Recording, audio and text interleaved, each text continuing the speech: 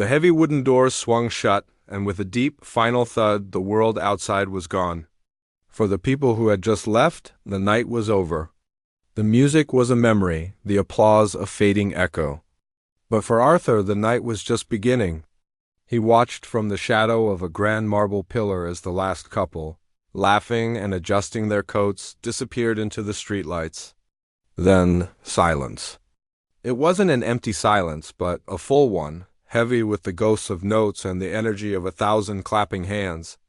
This was Arthur's world. He was a man who seemed to be made of the same quiet, sturdy stuff as the building itself. In his late 50s, with hair the color of dust and kind, tired eyes, he moved with a purpose that was both slow and efficient. His uniform, a simple gray jumpsuit, was his skin. The janitor's cart that stood beside him was his shadow, a metal companion laden with the tools of his trade, sprays and rags, a large mop and a bucket of gray water and bags for trash. He was the caretaker of the afterglow, the keeper of the quiet. His first stop was always the lobby. The grand space, with its soaring ceiling and gleaming floors, was now a mess of discarded programs, crushed cups, and the occasional lost glove. Arthur didn't see it as a mess. He saw it as a story. A program dropped near the door meant someone was eager to leave. A pair of glasses left on a windowsill meant someone got lost in the music. He picked up these small artifacts of other people's lives with a gentle respect. Placing them carefully in the lost and found box behind the reception desk, he started with the large floor, pushing his mop in long, even strokes. The squeak of the wheels and the slosh of the water were the only sounds, a rhythm he had known for 15 years. 15 years of cleaning up after magic. He knew every inch of this hall. He knew which floorboard creaked near the third row of the balcony. He knew the exact spot on the velvet curtain where a small tear had been mended so expertly, you couldn't see it unless you knew where to look. He knew the smell of the place, a mix of old wood, expensive perfume, and the lemon-scented wax he used on the floors. It was the smell of his life. As he worked, his mind would sometimes drift. He'd look up at the ornate ceiling, at the painted angels and gold leaf, and try to remember the last time he'd really seen it. In the beginning, he'd been in awe. Now, it was just part of the scenery. He'd wipe down the brass railings, his hands moving automatically, his thoughts somewhere else. And sometimes, without him even noticing, his fingers would start to move. They would twitch and tap against the cold metal, not in a random way, but with a strange, silent rhythm. A pattern. A melody only he could feel. He would catch himself sometimes, his fingers dancing a frantic, invisible tune, and he would stop, clenching his hand into a fist. A dull ache would spread through his chest, a feeling he couldn't name, so he just pushed it down and went back to his work. He moved from the lobby into the main auditorium, the heart of the building. Here, the silence was different. It was deeper, more sacred. The rows of empty red seats stretched out before him like a sleeping army. The stage, dark and empty, waited under the soft glow of a single work light. It looked like a sacred altar. Arthur felt a familiar pull whenever he entered this space. It was a feeling of both belonging and profound loneliness. He was a part of this world, but always on the outside. Looking in, he began his methodical cleanup, walking down each aisle, picking up trash, wiping down the seats. He could almost feel the presence of the audience that had been there hours ago. He imagined the woman in the 5th row who always hummed along to the music, the man in the balcony who would fall asleep, his head bobbing gently. He saw them not as a crowd, but as a collection of individuals, each touched by the music in their own way. He was the only one who saw them after the spell was broken. After they returned to being just people in a dark room, his work was a meditation. It was physical, honest work. There was a problem, a spill, a stain, and he had the tools to solve it. He liked that. It was simple. It was clean. His life hadn't always been so simple. There were shadows in his past, memories that he kept locked away in a box deep inside him, a box he never, ever opened. Sometimes a piece of music would drift through the vents from a late-night rehearsal, and a key from that box would rattle. He would immediately focus on a scuff mark on the floor or a loose thread on a seat, anything to ground him in the present, in the simple, clean world of his work. Tonight, a piano concerto had been performed.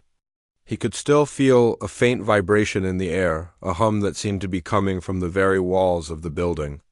It was a powerful, thunderous kind of music, he could tell. He hadn't heard it, but he had felt its echoes as he cleaned the hallways. He had felt the tremor of the bass notes in the solace of his shoes. Now, as he stood at the edge of the stage, looking out at the empty hall, he felt it again. That pull? That longing. He finished his rounds, checking the restrooms and the hallways, making sure everything was perfect for the morning. The building was clean, silent, and still. His cart was packed, his work was done. He should have been heading for the employee exit, for the quiet walk to the bus stop, for his small apartment on the other side of town.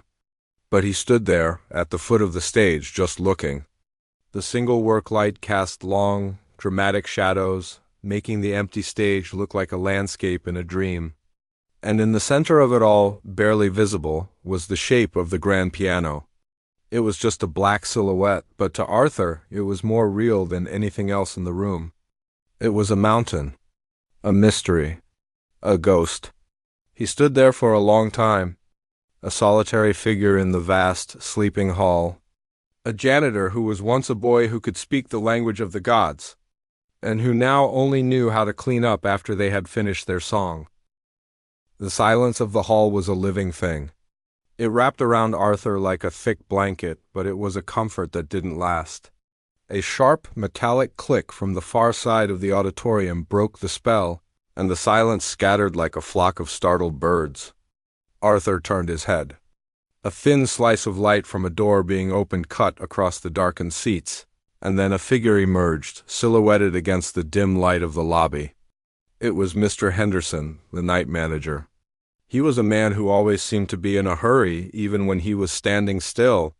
His shoes were always polished to a high shine, and his walk was a quick, clipped march, as if he were constantly trying to catch up to a schedule only he could see. "Arthur," he called out, his voice echoing slightly in the vast space. It wasn't a greeting, more of a statement of fact. "You're almost done?" Mr. Henderson walked down the central aisle, his footsteps crisp and loud, a stark contrast to Arthur's quiet shuffling. "Just finishing up, sir," Arthur replied, his voice soft. He felt a familiar tightening in his chest, the feeling he always got in the presence of authority. He straightened his back slightly, instinctively making himself smaller. Mr. Henderson reached the edge of the stage and looked up, his eyes scanning the area. The symphony left a bit of a mess up there. Stands, chairs, and the piano. He pointed a finger towards the center of the stage. "It needs to be dusted. The conductor, Miss Dubois, is very particular.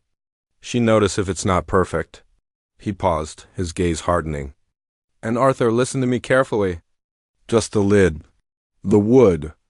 Do not, under any circumstances, touch the keys. Understand? Just the lacquer." The words hung in the air. "Don't touch the keys." They hit Arthur like a physical blow. He felt a jolt, a sudden electric current that ran up his spine. For a moment he couldn't speak. He just nodded, his throat dry. "Yes, sir. I understand." "Good. Lock up when you're done." Mr. Henderson didn't wait for another reply. He turned and marched back the way he came, his footsteps fading away until the only sound was the soft hum of the building's ventilation system. The heavy door clicked shut, and Arthur was alone again. But the silence was different now. It was no longer a comfort. It was a challenge. Mr. Henderson's words were ringing in his ears, a warning and a temptation all in one. He pushed his cart up the short ramp onto the stage. The wheels of the cart, which he knew so well, sounded different on the wooden planks of the stage floor. They seemed louder, more intrusive. He was in a different world now. This was the space where the magic happened. He could feel it under his shoes. He looked out at the empty auditorium from this new perspective, from the performer's point of view. The rows of seats seemed to stretch on forever, a dark, expectant sea. He felt a dizzying sense of exposure. Even though he was completely alone, his eyes fell on the piano. It was a beautiful Steinway, black and gleaming, sitting proudly center stage. Under the single work light, its polished surface reflected the world around it in a distorted, dreamlike way. It looked like a sleeping beast, powerful and full of secrets. As he got closer, he could see his own reflection in the lacquer, a small, gray figure with a cart full of cleaning supplies. He looked like an intruder. He took out his feather duster. His hand was trembling slightly. He told himself it was just the cold, but he knew it was a lie. He began to dust the smooth, curved lid of the piano. The duster made a soft, whispering sound against the wood. He worked slowly, methodically, trying to lose himself in the familiar motion of the task. But he couldn't. His entire being was focused on the object in front of him. He could feel the potential energy coiled inside it. He could almost hear the songs it had sung earlier that night. He finished with the duster and took out a soft, clean cotton cloth and a small bottle of wood polish. He sprayed a fine mist onto the cloth, the sharp, clean smell filling his nostrils. As he began to wipe down the lid, his knuckles came within an inch of the keyboard. An inch. It was the closest he had been to piano keys in 15 years.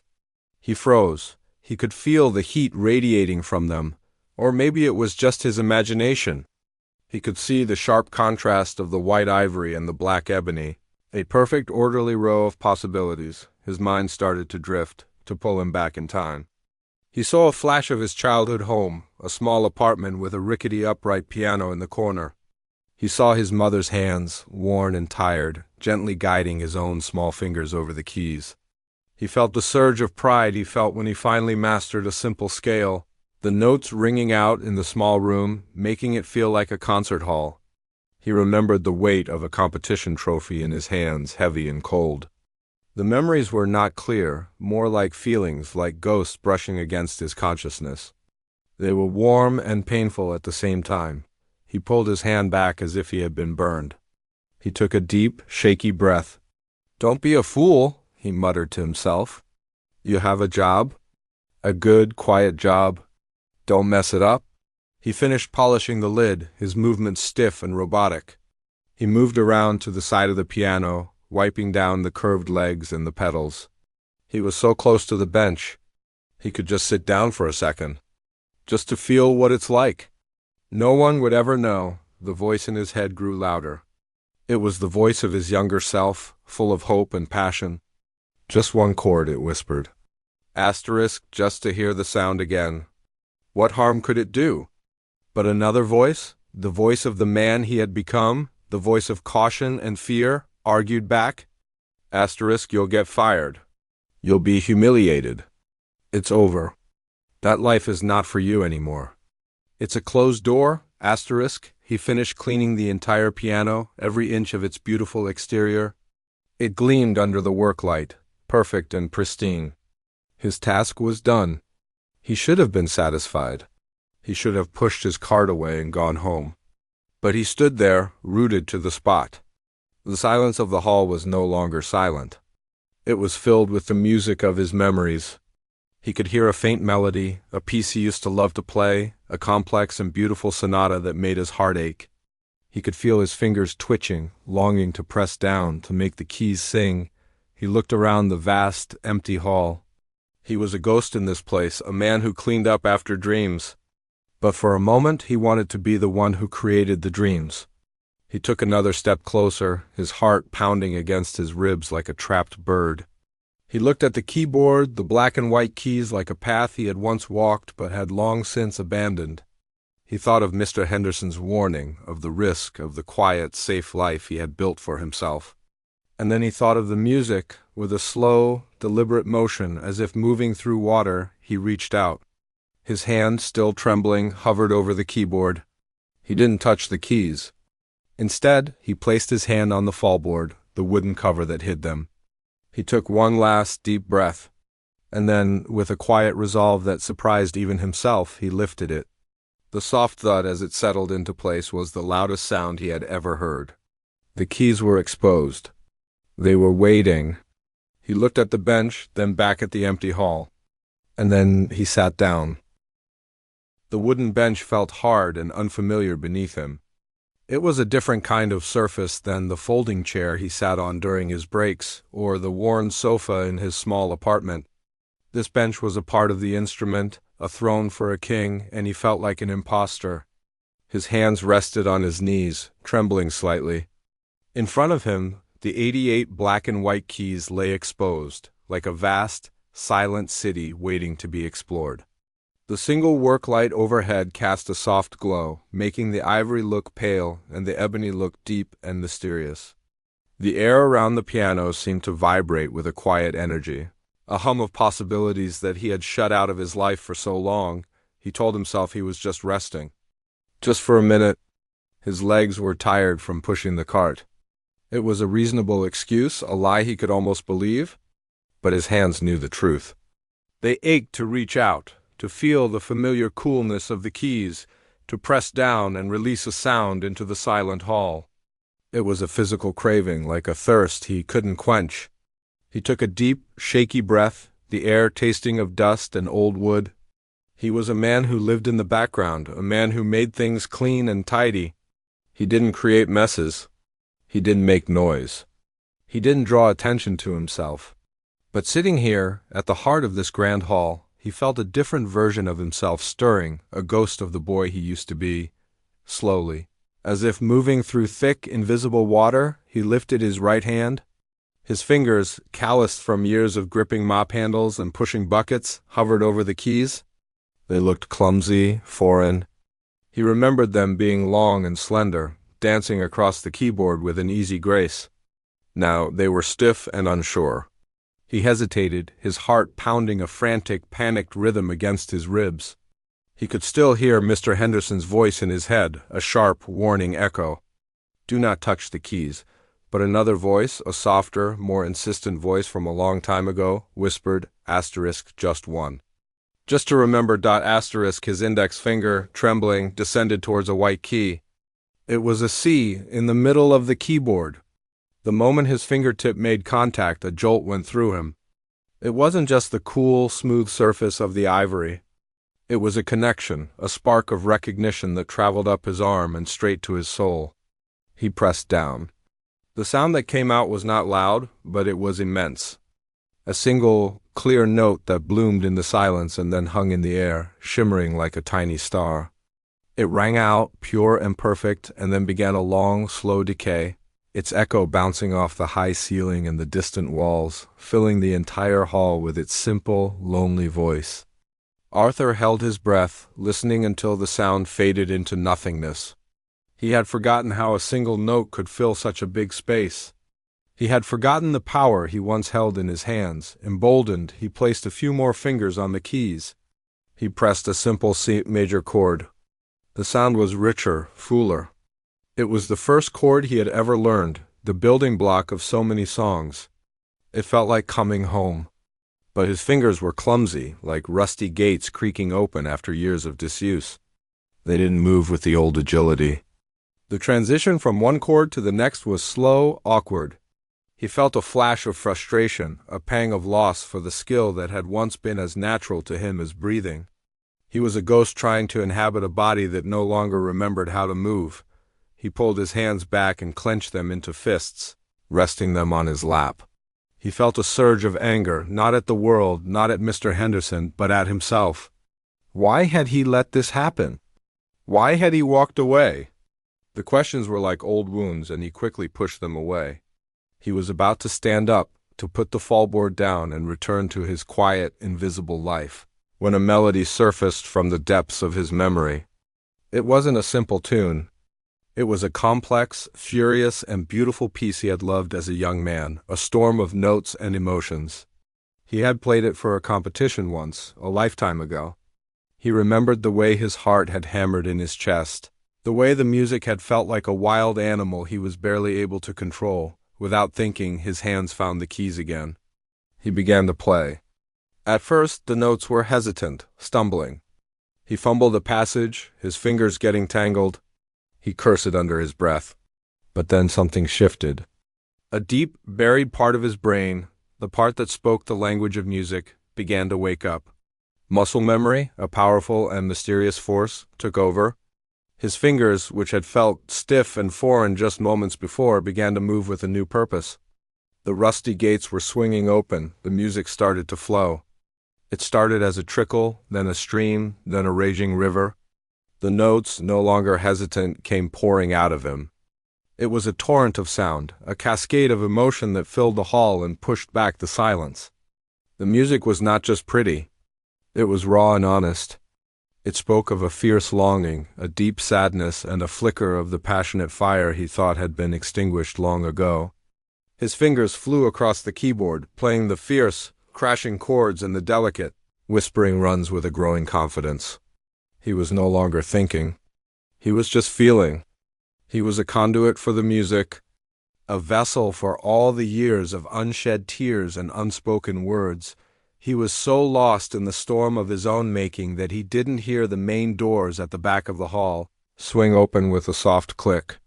He didn't hear the quiet footsteps on the plush carpet of the center aisle.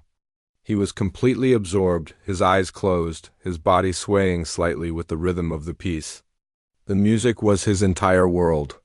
It was a time machine, taking him back to his small bedroom, to the smell of his mother's cooking, to the feeling of pride and terror that had defined his youth. He was playing for the ghost of the boy he used to be, trying to tell him it was okay, that he was sorry. The music reached its climax, a furious, breathtaking cascade of notes that thundered through the hall like a storm. It was a cry of pure, unadulterated emotion, a sound that seemed to shake the very foundations of the building. And then, as the final hanging note began to fade, a sound cut through the silence. It was not a sound he had made. It was a sharp intake of breath, a soft gasp of disbelief. Arthur's hands froze above the keys. The music stopped abruptly, leaving a void that was more profound and deafening than the silence that had come before. His eyes flew open. His heart, which had been soaring with the music, plummeted to the floor. He was caught. Standing at the edge of the stage, bathed in the dim light from the aisle, was a figure. It was a woman in her 40s, her coat still on, a leather bag slung over her shoulder. Her face, illuminated by the soft glow, was a mask of pure shock. Her eyes were wide, fixed not on the janitor's uniform, but on his hands still hovering over the keys. It was the conductor, the one Mr. Henderson had mentioned, the one who was so particular. She had come back for something, a forgotten score or a pair of glasses, and had walked right into his secret. The silence that stretched between them was heavy, thick with unspoken questions and the ghost of a song that should never have been played. Arthur felt a heat creep up his neck, a shame so deep and powerful it felt like it might swallow him whole. He was no longer a ghost. He was exposed. The silence that followed the gasp was heavier than any music Arthur had ever played. It was a thick, suffocating blanket, pressing down on him, stealing the air from his lungs. His hands, which had been flying across the keys with a life of their own just moments before, were now frozen, pale, and lifeless, like two dead birds on the keyboard. He couldn't move. He couldn't breathe. He could only stare at the woman standing at the edge of the stage, a silhouette against the dim light of the aisle. He was a specimen pinned to a board, exposed and helpless. His mind raced, a frantic scramble of panicked thoughts. I'm fired. I'm ruined. She called security.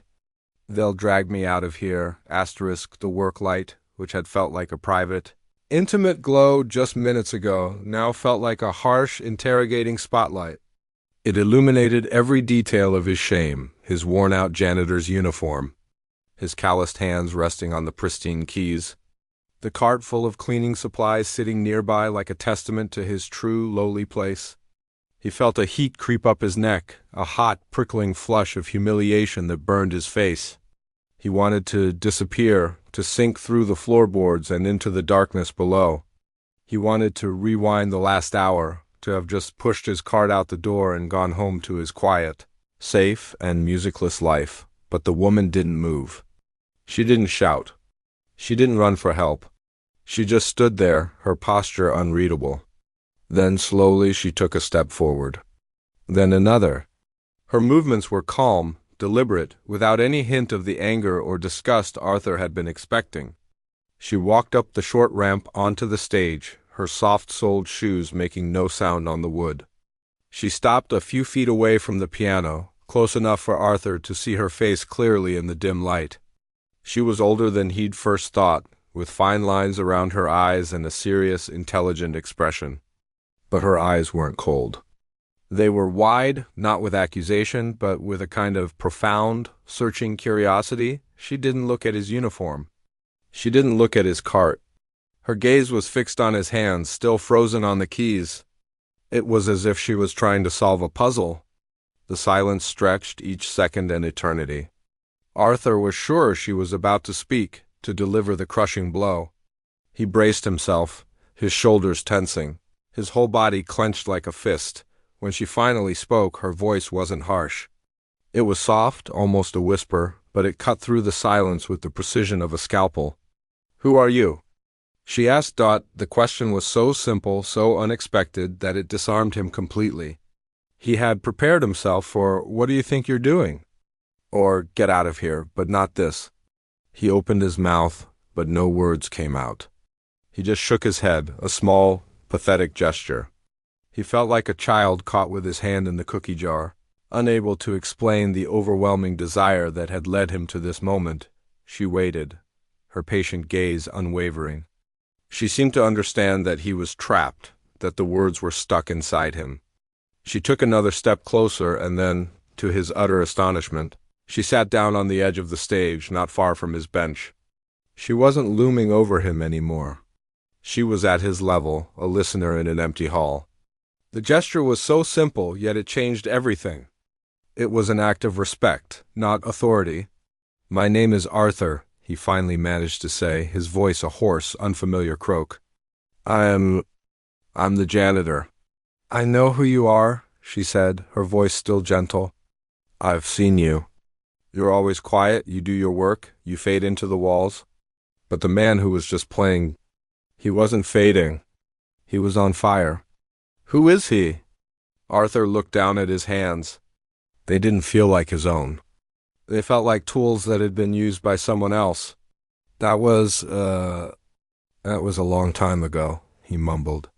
"It was nothing." "It wasn't nothing," she said, a hint of firmness entering her tone. "I left my score in my office. I came back to get it. I heard the music from the lobby. I thought another pianist had stayed late to practice. But I've never heard anyone play that Chopin etude with that much feeling, that much pain. Where did you learn to play like that?" The question opened a door in his mind that he had kept bolted shut for 15 years. A flood of memories rushed in, sharp and painful. He saw the face of his first teacher, a stern old woman who smelled of mothballs and lavender. He felt the weight of a competition trophy in his hands.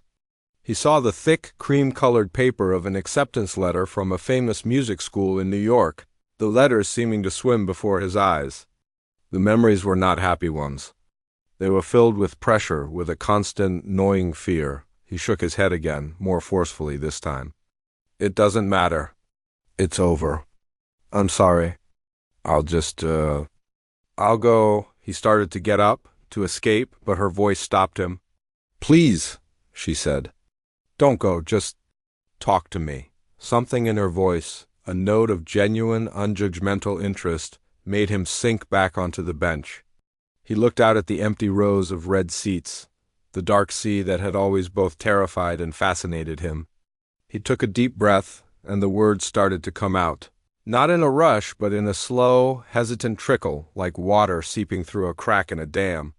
"I was, good," he began, his voice barely a whisper. "People said I was very good. I got a scholarship to a big school, Juilliard." He said the name as if it were a foreign word, a place from another planet. "My whole life was supposed to be this." He gestured vaguely at the piano, the stage, the hall. "I was supposed to be up here with the lights, with the people watching." He paused, his throat tight. He could feel the old fear creeping back, the cold knot in his stomach. "But I couldn't do it. The closer I got, the more I felt like I was drowning. The pressure. It was like a physical weight. I'd practice for hours and my fingers would know the notes, but when I thought about people watching, about judging, it was like my hands would forget everything. They'd turn to stone." He looked down at his hands again, flexing his fingers. "The night before my first big recital, I just broke. I was in my dorm room and I looked at the sheet music, and it looked like a bunch of meaningless squiggles. I couldn't hear the music anymore. All I could hear was this voice in my head telling me I wasn't good enough, that I was a fraud, that everyone was going to laugh at me. I packed a small bag, left a scholarship letter on my desk, and just walked away. I never looked back. The silence that followed his confession was different. It wasn't heavy or suffocating. It was understanding. The conductor didn't say anything for a long time. She just sat there, letting his story settle in the vast, quiet space. Arthur felt a strange sense of relief, as if a burden he had been carrying for half his life had finally been lifted, if only for a moment. He had told his secret to a stranger, and the world hadn't ended. "The fear doesn't go away, you know," she said finally, her voice quiet and thoughtful. "Even now, before every concert I feel it. It's like a little bird fluttering around in my chest. You don't kill it. You don't make it disappear. You just make room for it. You learn to let it flutter there while you do your work." She looked at him, and for the first time he saw a flicker of something like recognition in her eyes. She wasn't just a famous conductor. She was a person who understood fear. She stood up and walked over to the piano, standing beside him. She didn't look at him with pity, but with a deep, respectful empathy. "You didn't just walk away from music, Arthur," she said, her voice soft but clear. "You walked away from the performance. The fear, the competition. But the music, it's still in you. It never left. It was just waiting for an empty hall." The conductor's words seemed to hang in the air long after she spoke, shimmering in the dim light like dust motes in a sunbeam. Asterisk the music. It's still in you. It never left. It was just waiting for an empty hall. Asterisk Arthur felt a strange, unfamiliar sensation in his chest, a loosening of a knot he hadn't even realized was there for 15 years. He had been carrying a weight of shame and failure for so long that it had become a part of him, as natural as the bones in his body. Now, for the first time, someone had looked at that weight and not seen a burden, but a story. He looked at his hands, still resting on the keys. They didn't look like the hands of a pianist. They were the hands of a laborer, with a small, faded scar on the back of one from a broken glass, and nails that were permanently rimmed with a faint trace of cleaning solvent. But for a moment he saw them differently. He saw them as they had been, young and strong, flying across a keyboard in a small, crowded room, making a sound that made his mother weep with pride. The memory was so vivid it hurt, he didn't know what to say. "Thank you" felt inadequate. "I'm sorry" felt wrong. He just sat there, a man caught between two worlds. The world of the janitor and the world of the musician, and for the first time, the wall between them felt like it was made of something other than solid stone. The conductor seemed to understand his silence.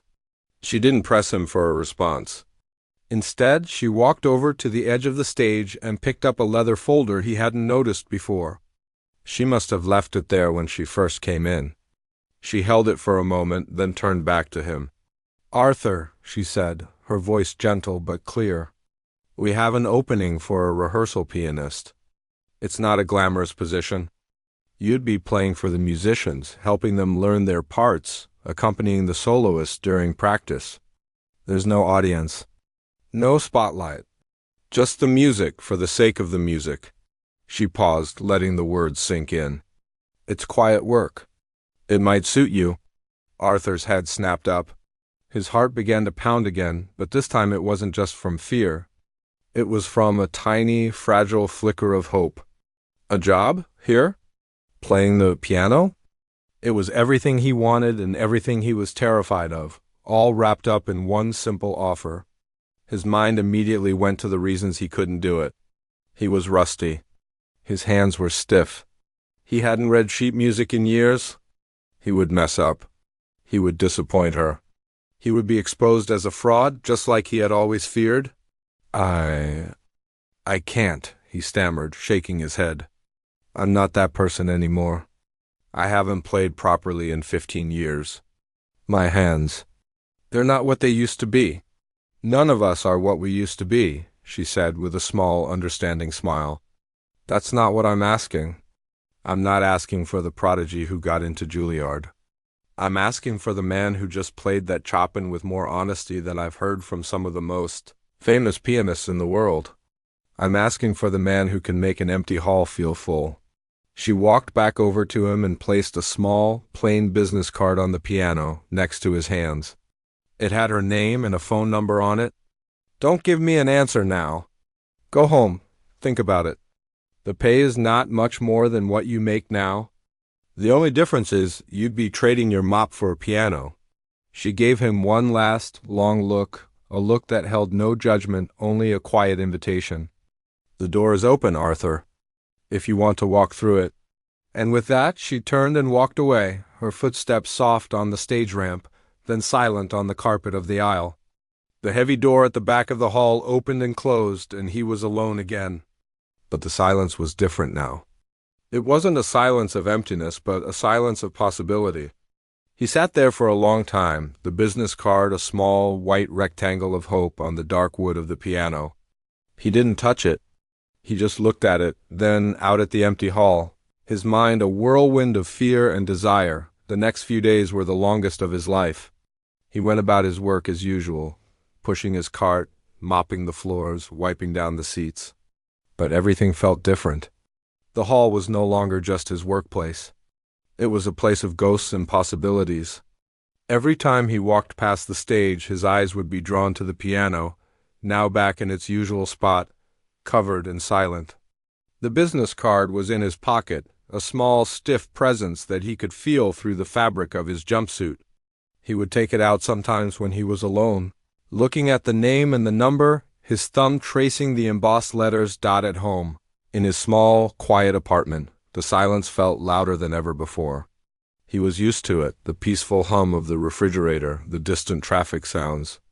But now, the silence was filled with the echo of the music he had played. He found himself tapping out rhythms on his kitchen table. He hummed melodies in the shower. The music, which he had tried so hard to suppress, was bubbling up inside him, demanding to be heard. He was torn in two. One part of him, the part that had kept him safe for 15 years, screamed at him to throw the card away, to forget the whole thing, to go back to his simple, predictable life. But another part, a part he thought was long dead, whispered that this was a chance, maybe his last chance, to come home. A week later he made his decision. It wasn't a grand, dramatic moment. It was a quiet, internal shift. He was tired of being afraid. He was tired of hiding. He didn't know if he could do it. He didn't know if he would fail. But he knew he had to try. He went back to the concert hall late one night, not as a janitor, but as a man answering a call. He was still wearing his uniform. It felt like a suit of armor, a piece of the man he used to be that he wasn't quite ready to shed. He didn't bring his cart. He walked through the empty lobby, his footsteps echoing in the silence. The stage lights were on, a soft, welcoming glow. And there, in the center of the stage, was the piano, its lid open. Waiting for him, the conductor was standing in the wings, watching. She didn't say anything as he walked up the ramp and onto the stage. She just gave him a small, encouraging nod. Arthur sat down on the bench. It felt the same as before, but this time he didn't feel like an imposter. He felt like a man returning to a place he had been away from for a very long time. He placed his hands on the keys. They were still trembling. He took a deep breath, the air tasting of old wood and possibility. He looked out at the empty seats, the dark sea that had once been his greatest fear. He thought about what she had said about making room for the fear. He could feel it there, a little flutter in his chest, a nervous tremor in his hands. But he also felt something else. A quiet sense of purpose. A love for the music that had never really left him. He began to play. It wasn't the Chopin from before. It wasn't a thunderous, complex piece. It was a simple melody, a quiet, gentle tune he remembered from his childhood. The notes were hesitant at first, a little unsure. He made a few mistakes, his fingers fumbling on a passage. But he didn't stop. He didn't let the fear take over. He just kept playing, correcting himself, finding his way back to the melody. It wasn't perfect, but it was honest. It was the sound of a man no longer hiding, but finally, quietly coming home. And in the vast, empty hall, under the soft glow of the stage lights, the simple, beautiful sound of a piano being played again was the only thing that mattered.